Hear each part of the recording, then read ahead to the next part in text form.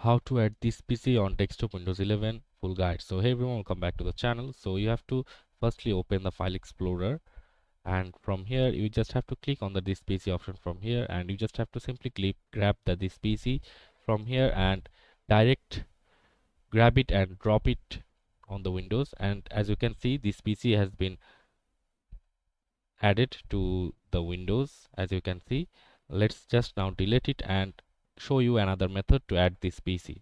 So first of all, you need to go to the settings for that and click on the personalization section and click on themes, and on the when you scroll down a little bit, and as you can see, there is the option called desktop icon settings. You just have to simply click on here and check the computer section from the desktop icon option and click on apply, then OK.